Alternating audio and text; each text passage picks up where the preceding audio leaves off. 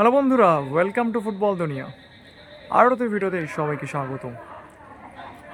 তো একটা ভিডিও করতেই হলো। ভেবেছিলাম এই বিষয়টা নিয়ে আর হয়তো কথা বলবো না, কিন্তু আজকের যে দৃশ্যের ছবি সামনে আসলো, তারপর অন্তত হিউম্যানিটির খাতিরে আর চুপ করে বসে থাকা যায় না। তো সারাদিন একদমই সময় পাইনি, বুঝতেই পারছো, এখনও বাইরে আছি। জানি না এই ভিডিওটা করার জন্য এক্ষুনি আমাকে ধরে নিয়ে যাওয়া হবে কিনা।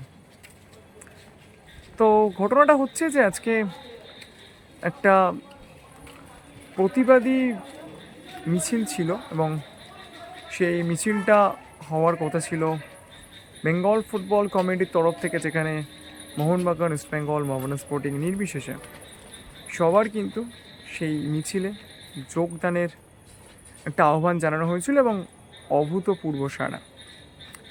ডার্বি ম্যাচ হয়তো বাতিল হয়েছে, কিন্তু মানুষের কণ্ঠ রোধ করা কিন্তু যায়নি।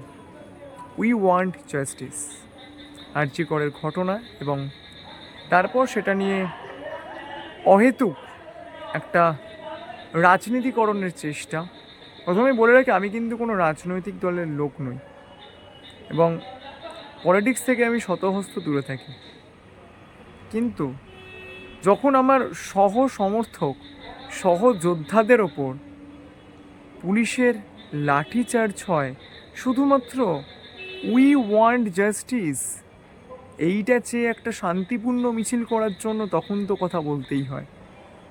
এটা কোন দেশ? এটা কোন ভারতবর্ষ? এটা কোন পশ্চিমবঙ্গ? এটা কোন ডেমোক্রেটিক কান্ট্রি? আর এটা কোন ডেমোক্রেসির পার্ট, যেখানে প্রতিবাদ করলে সমর্থকদের ওপর লাঠিচার্জ করা হয়, তাদের অ্যারেস্ট করতে হয়, কিন্তু দীর্ঘদিন কেটে গেলেও হয়তো আসল অপরাধীরা অধরাই থেকে যায়।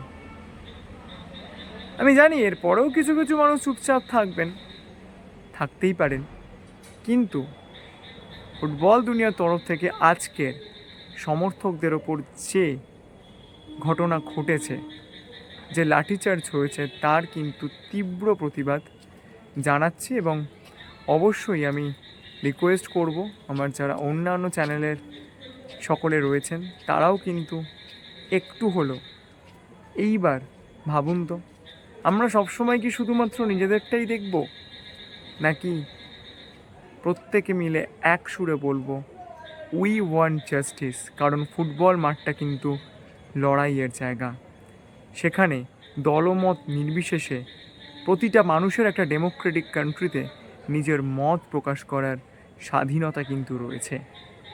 এরকম ঘটনা কিন্তু আর দেখতে চাই না। আর যেখানে এআইএফএফের প্রেসিডেন্ট কল্যাণ চৌবে বাবু তিনি নিজে উপস্থিত ছিলেন, আমি কোনো রাজনীতিতে যাব না, তিনি একজন ফুটবল অ্যাডমিনিস্ট্রেশনে রয়েছেন, আমি এইভাবে ম্যাটারটাকে দেখব। তো সেক্ষেত্রে আরেকটু হয়তো সহানুভূতিশীল হলে ভালো হতো প্রশাসনে। এইটুকুই বলার। যদি ভিডিওটা ভালো লাগে লাইক করো আর শেয়ার করো, কারণ সকলের কাছে এই কথাগুলো কিন্তু যা প্রয়োজন। আর অবশ্যই চ্যানেলটাকে সাবস্ক্রাইব করতে ভুলো না। তো চলো এখন মধ্যে এই পর্যন্ত, দেখা হচ্ছে পরের ভিডিওতে।